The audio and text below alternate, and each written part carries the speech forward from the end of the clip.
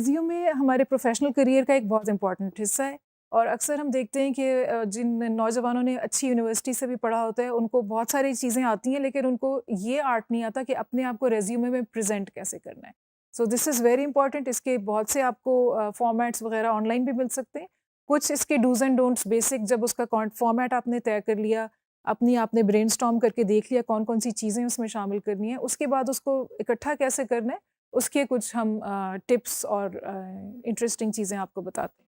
Basically सबसे पहली चीज़ ये है कि आपने उसमें you have to stick to the truth, और अगर आप कोई बात गोल-मोल करके गलत इंप्रेशन देने की कोशिश कर रहे हैं, तो द रीडर विल आइडेंटिफाई कि ये कोई वेग सी बात कर रहा है, पता नहीं इसके पीछे क्या है।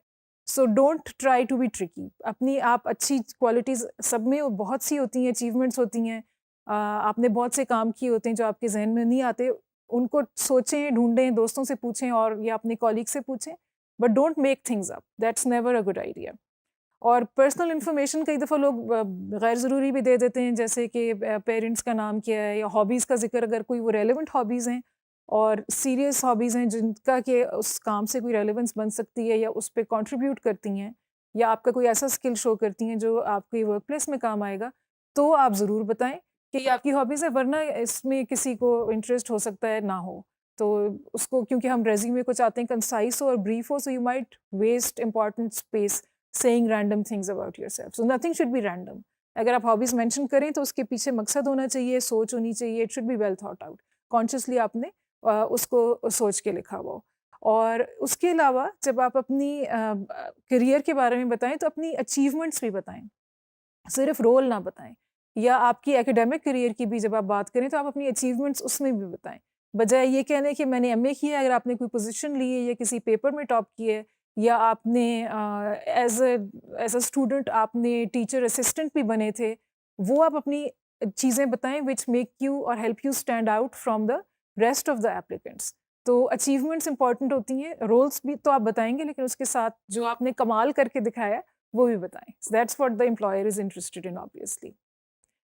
रेलेवेंट एक्सपीरियंस को ढूंढें। अगर आपने आर्ट कंपटीशन जीता था कोई स्कूल में, उसको ज़रूर मेंशन करें। अगर आप कोई डिज़ाइन रिलेटेड काम को बता रहे हैं, so you make the point कि ये तो शुरू से ही मेरे उसमें डीएनए का हिस्सा है और मैं तो ये हमेशा से यही किया। लेकिन हो सकता है आप कोई और अगर चीज़ के लिए अप्लाई कर रहे हैं, आपने कोई किसी और तरह का असाइनमेंट करना है, आईटी से रिलेटेड है जिसमें डिज़ाइन का एलिमेंट नहीं है, या आपने होटल में किसी जॉब के लिए अप्लाई करना है, then it may not be relevant. अगर रेलेवेंस है तो उसको निकाल के हाईलाइट करें कि इस वजह से मेरे पास ये आर्ट स्किल है, क्योंकि मैंने बचपन में भी ये कंपटीशन जीता था और मुझे हमेशा से इंटरेस्ट है। So highlight how that is relevant, but don't think कि जो मैंने बहुत बचपन में चीज़ की है वो रेलेवेंट नहीं हो सकती, हो भी सकती है। So take it into consideration.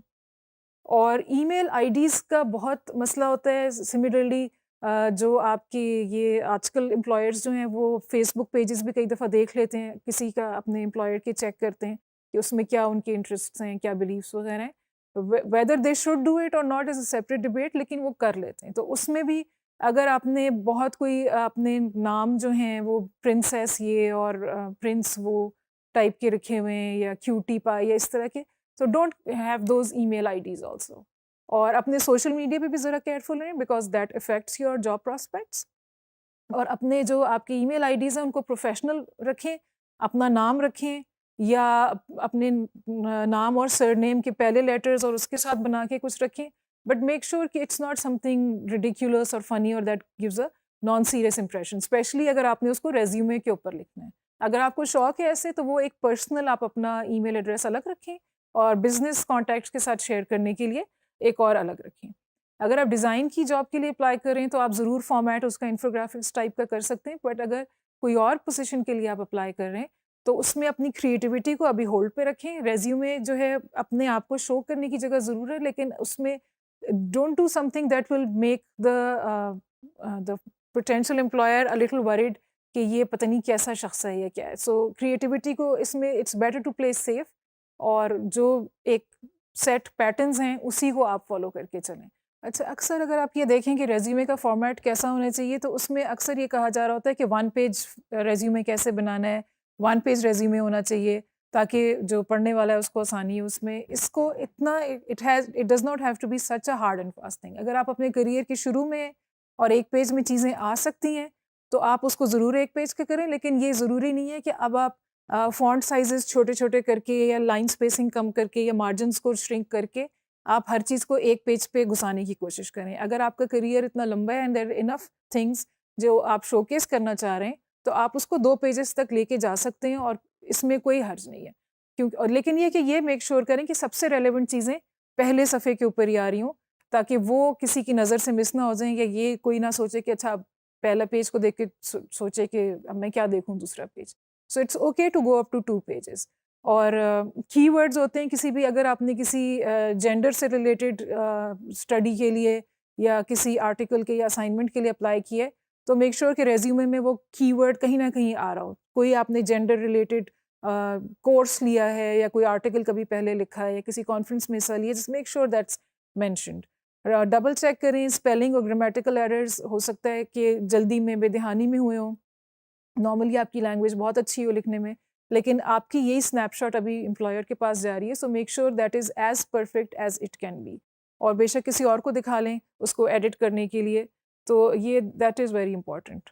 और उसमें आई मी वगैरह करने की ज़रूरत नहीं है, क्योंकि आप अपने बारे में ही लिख रहे हैं, तो वो दिस इज़ अंडरस्टूड कि आप अगर कहेंगे कि attended conference, that means I attended conference, तो वो प्रोनाउन लिखने की ज़रूरत नहीं है। That's just not the done thing on resumes.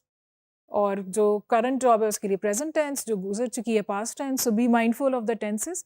और एब्रिविएशंस अक्सर ऐसी होती हैं जो हो सकता है जो सीनियर मैनेजर हैं उनको नॉलेज में ना हो।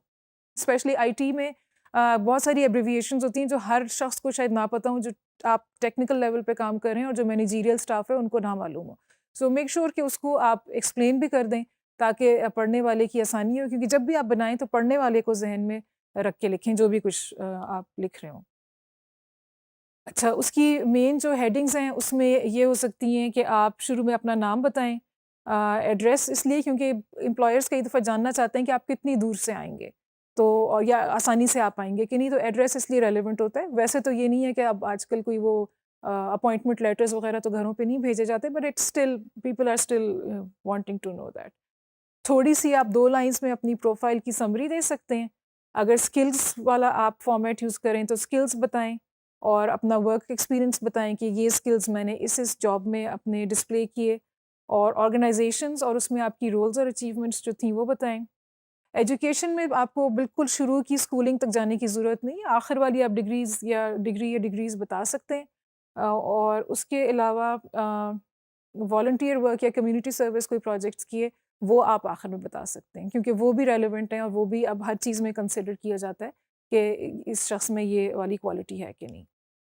और इसकी ये बहुत सारी रिसोर्सेज हैं रेज्यूमे राइटिंग की, इसमें आप देख सकते हैं। रेज्यूमे जीनियस इज़ देयर, और मैनेजमेंट स्टडी गाइड है, और भी हैं, तो इसमें आप जाके देख सकते हैं। इन्होंने फॉर्मेट्स दिए हुए हैं और डिफरेंट आपको उसमें आइडियाज़ मिल सकते हैं, and you can see what suits you, और जहाँ पे आप अप्लाई करने लगें उसके लिए क्या यूज़फुल हो सकता है। और जहाँ पे आप डाउट में हो, it's better to stick to the more formal and less risky route. That is my advice.